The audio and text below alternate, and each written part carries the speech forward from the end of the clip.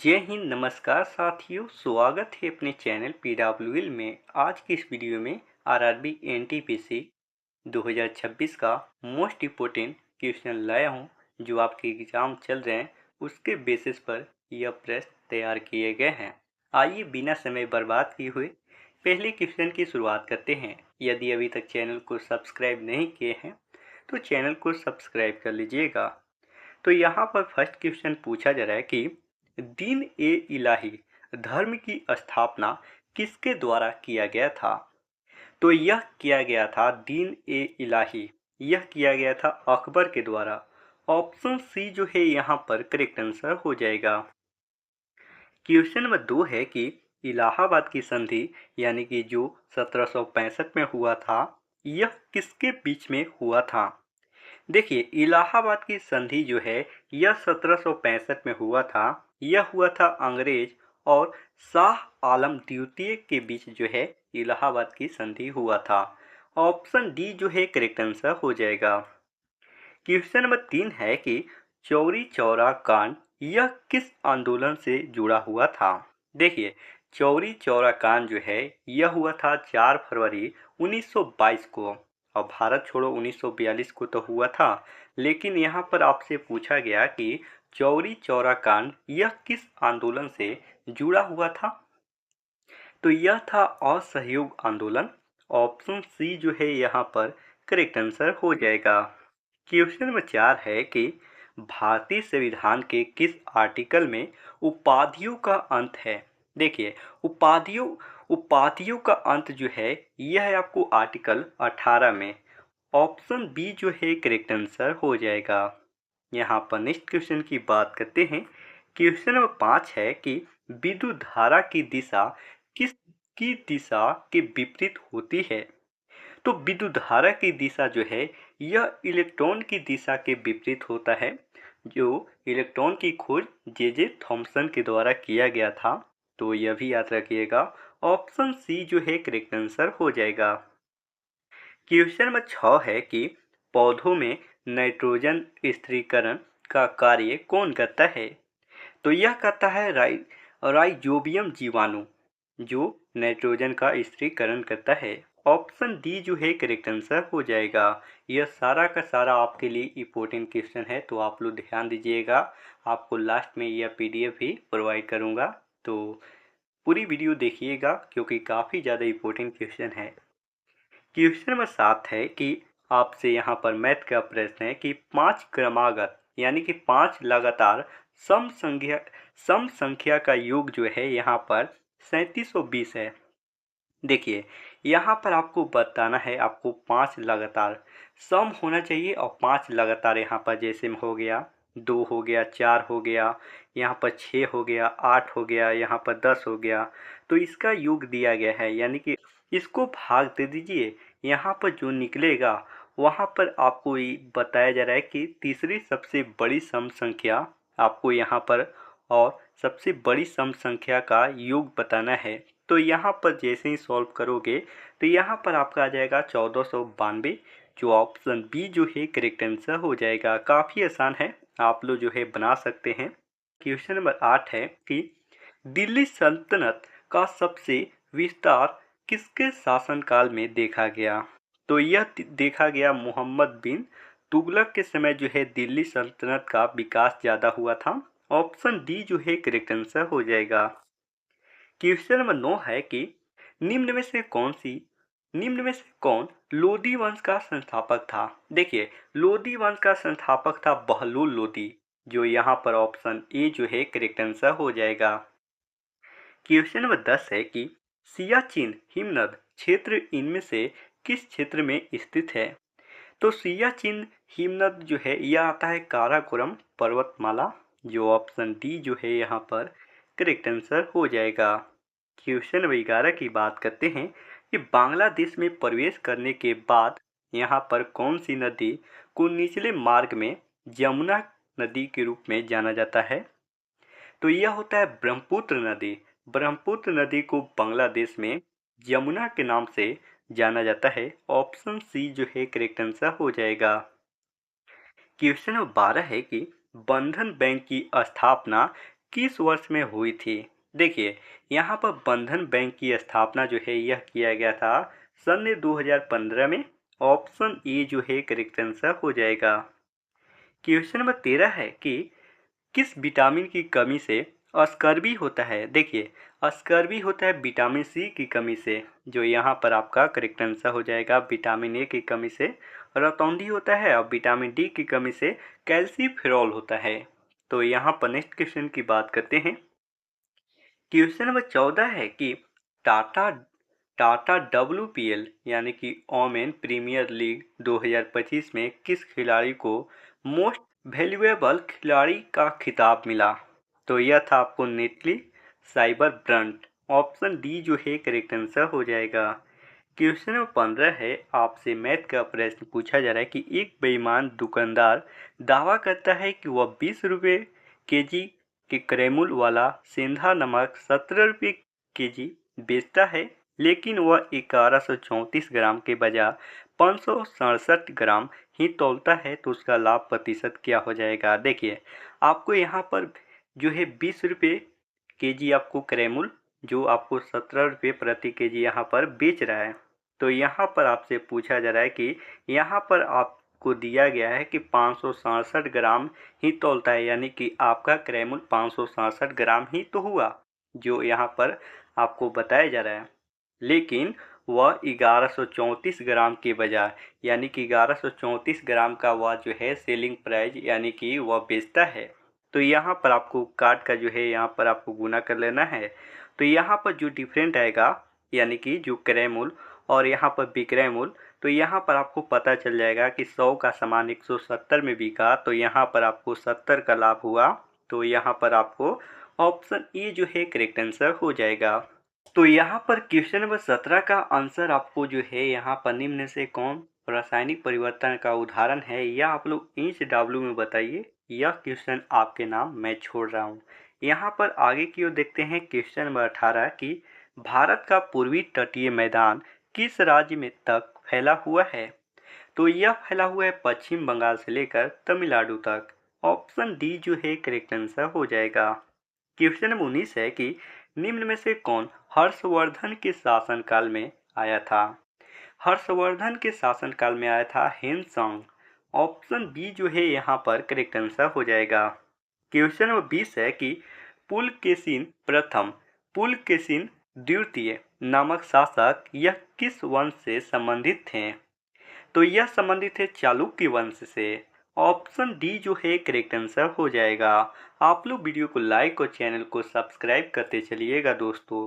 Question number 21 की बात करते हैं कि पुष्प में स्त्री केसर के शीर्ष भाग को क्या कहा जाता है? देखिए, यहाँ पर पूछा जा रहा है कि पुष्प में जो स्त्री केसर के शीर्ष भाग को आप क्या कहोगे? तो यह कहा जाता है वर्तिकाग्र, जो यहाँ पर आपका सही उत्तर हो जाएगा। क्वेश्चन नंबर 22 की बात करते हैं कि निम्न में से कौन सा त्योहार असम राज्य में संबंधित है या असम राज्य में मनाया जाता है? तो यह है आपको बिहू। बिहू जो है असम में मनाया जाता है। अब पोंगल जो है यह आपको तमिलनाडु में मनाया जाता है। पोंगल भी तमिलनाडु का फेमस जो है त्योहार है। क्वेश्चन नंबर 23 की बात करते हैं कि अजंता की गुफाएं की पेंटिंग क्या दर्शाती है? देखिए, आपको यह बता देते हैं कि अजंता की गुफाएं भारत के किस राज्य में है? तो यह है आपको महाराष्ट्र में। यह महाराष्ट्र में है। और यहाँ पर आपसे पूछा जा रहा है कि अजंता की गुफाओं की पेंटिंग यह क्या दर्शाती है? यह दर्शाती है जातक कथाएं। ऑप्शन ए जो है करेक्ट आंसर हो जाएगा। क्वेश्चन नंबर 24 की बात करते हैं कि क्लियर लाइट ऑफ डे पुस्तक निम्न में से किसके द्वारा लिखी गई? तो यहाँ पर आपका सही उत्तर हो जाएगा अनीता देसाई के द्वारा। ऑप्शन बी जो है राइट आंसर हो जाएगा। क्वेश्चन नंबर 25 की बात करते हैं कि घनत्व का सूत्र क्या है? देखिए, यहाँ पर आपको डेंसिटी का फॉर्मूला पूछा जा रहा है। तो यहाँ पर आपको घनत्व बराबर होता है द्रव्यमान बटा आयतन। ऑप्शन सी जो है यहाँ पर करेक्ट आंसर हो जाएगा। अब यदि आपको घनत्व का मात्रक पूछा जाए तो यहाँ पर आपको द्रव्यमान को मापा जाता है केजी में और यहाँ पर आपको प्रति लगाया गया है और आयतन का मीटर क्यूब हो जाएगा यानी कि केजी प्रति मीटर क्यूब इसका घनत्व का ये सही मात्रक हो जाएगा। यहाँ पर नेक्स्ट क्वेश्चन की बात करते हैं। क्वेश्चन नंबर 26 है, आपसे मैथ का प्रश्न पूछा जा रहा है कि एक व्यक्ति अपनी मासिक आय का 75% खर्च करता है, यानी कि यहाँ पर एक्सपेंड 75% करता है। मान लीजिए इनकम 100% है, 75% खर्च कर दिया तो वह बचाता कितना है, तो 25%। तो 25% बचाता है, वह बताया जा रहा है कि 25% यहाँ पर 5538 यहाँ पर मान दिया गया है, तो उससे निकाल लीजिए। तो यहाँ पर आपका जो है पूछा जा रहा है कि उसका मासिक व्यय क्या होगा। तो यहाँ पर आप लोग जो किए हैं, जो यहाँ पर मैंने कहा कि भाग दे दीजिए, जो यहाँ पर दिया गया है सेविंग, और यहाँ पर आपसे पूछा जा रहा है आपको एक्सपेंडिचर यानी कि खर्च, तो आ जाएगा आपको 16,614। ऑप्शन ए जो है करेक्ट आंसर हो जाएगा। क्वेश्चन नंबर 27 की बात करते हैं कि महात्मा गांधी जी की ओर से 1932 के पूना समझौता पर किसने हस्ताक्षर किए थे, क्योंकि उस समय वे जेल में थे। तो यह सही उत्तर हो जाएगा पंडित मदन मोहन मालवीय। ऑप्शन डी जो है यहाँ पर राइट आंसर हो जाएगा। तो यहाँ पर नेक्स्ट क्वेश्चन की बात करते हैं। क्वेश्चन नंबर 28 है कि भारत का कौन सा राज्य दक्षिण पश्चिम और पूर्वोत्तर मानसून दोनों से वर्षा प्राप्त करता है। तो यह है आपको तमिलनाडु। तमिलनाडु में दक्षिण पश्चिम मानसून और पूर्वोत्तर मानसून दोनों से वर्षा होता है। तो तमिलनाडु ऑप्शन डी जो है करेक्ट आंसर हो जाएगा। तो यहाँ पर नेक्स्ट क्वेश्चन की बात करते हैं। क्वेश्चन नंबर 29 है कि हड़प्पा वासी मुख्यतः किस प्रकार के औजारों का उपयोग करते थे। देखिए हड़प्पा वासी जो है यह मुख्यतः यह किए करते थे, यह आपको औजार कान से यानी कि तांबे का जो है औजार का प्रयोग करते थे हड़प्पावासी। ऑप्शन डी जो है यहाँ पर करेक्ट आंसर हो जाएगा। क्वेश्चन नंबर 30 है कि जब एथेनोइक अम्ल सोडियम कार्बोनेट के साथ अभिक्रिया करता है तो सामान्यतः कौन सी गैस निकलती है। देखिए एथेनोइक अम्ल को सोडियम कार्बोनेट के साथ यहाँ पर अभिक्रिया यानी कि रिएक्शन करवाने पर यह सामान्यतः कौन सा गैस प्राप्त होगा। तो यह प्राप्त होता है कार्बन डाइऑक्साइड यानी कि CO2 प्राप्त होता है। ऑप्शन डी जो है यहाँ पर राइट आंसर हो जाएगा। क्वेश्चन नंबर 31 है कि भारतीय संविधान के कौन से अनुच्छेद शोषण के विरुद्ध अधिकार है। देखिए शोषण के विरुद्ध अधिकार जो है यह आपको है 23 से 24 और 14 से 18 समानता का अधिकार है और धार्मिक स्वतंत्रता का अधिकार है यहाँ पर दिया गया है। तो यहाँ पर नेक्स्ट क्वेश्चन की बात करते हैं। क्वेश्चन नंबर 32 क्या पूछा जा रहा है कि गुरु शिखर, देखिए गुरु शिखर जो है यह है आपको राजस्थान में। गुरु शिखर जो है यह बसा हुआ है आपको कौन सा पर्वत, तो यह है आपको भारत का सबसे प्राचीन पर्वतमाला अरावली पर्वत। यह अरावली पर्वत की सबसे ऊंची चोटी गुरु शिखर है, जिसकी ऊंचाई 1722 मीटर है। और यहाँ पर आपसे आंसर में भी यह अरावली श्रेणी जो यहाँ पर आपसे पूछ ही दिया गया है कि निम्न में से किस पर्वतमाला की सबसे ऊंची चोटी है, मैंने आपको बता ही दिया अरावली श्रेणी। ऑप्शन डी जो है करेक्ट आंसर हो जाएगा। क्वेश्चन नंबर 33 है कि भारत की तीसरी पंचवर्षीय योजना किसके नेतृत्व में शुरू की गई थी। यह किया गया था पंडित जवाहरलाल नेहरू, भारत के प्रथम प्रधानमंत्री। ऑप्शन सी जो है करेक्ट आंसर हो जाएगा। तो यहाँ पर नेक्स्ट क्वेश्चन की बात करते हैं। क्वेश्चन नंबर 34 क्या पूछा जा रहा है कि भारत में गरीबी उन्मूलन किस पंचवर्षीय योजना का प्रमुख उद्देश्य था। तो यह था आपको 5वीं पंचवर्षीय योजना। ऑप्शन सी जो है यहाँ पर करेक्ट आंसर हो जाएगा। क्वेश्चन नंबर 35 की बात करते हैं कि द्रवों में घर्षण को क्या कहते हैं। देखिए यहाँ पर लिक्विड में जो घर्षण होता है उसे आप क्या कहोगे। तो यहाँ पर सही उत्तर हो जाएगा श्यानता कहा जाता है, श्यानता। ऑप्शन सी जो है करेक्ट आंसर हो जाएगा। क्वेश्चन नंबर 36 है कि पादपों में निषेचन के बाद बीजांड खाली स्थान में परिवर्तन हो जाता है। बीजांड जो है यह बीज में परिवर्तित हो जाता है। ऑप्शन ई जो है करेक्ट आंसर हो जाएगा। क्वेश्चन नंबर 37 की बात करते हैं कि इनमें से कौन सा पुरस्कार भारत में खेलों और प्रतिस्पर्धाओं के कोचों को दिया जाता है। तो यह है आपको द्रोणाचार्य पुरस्कार। ऑप्शन डी जो है राइट आंसर हो जाएगा। तो यहाँ पर नेक्स्ट क्वेश्चन की बात करते हैं। क्वेश्चन नंबर 38 है कि भारत में राष्ट्रीय मतदाता दिवस कब मनाया जाता है। राष्ट्रीय मतदाता दिवस यह मनाया जाता है 25 जनवरी को। ऑप्शन बी जो है राइट आंसर हो जाएगा।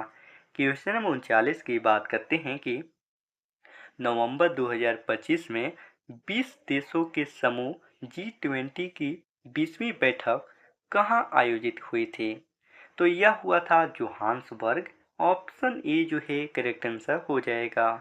क्वेश्चन नंबर 40 है कि डंक शॉट किस खेल से संबंधित है। डंक शॉट जो है यह है आपको बास्केटबॉल से संबंधित। ऑप्शन सी जो है राइट आंसर हो जाएगा।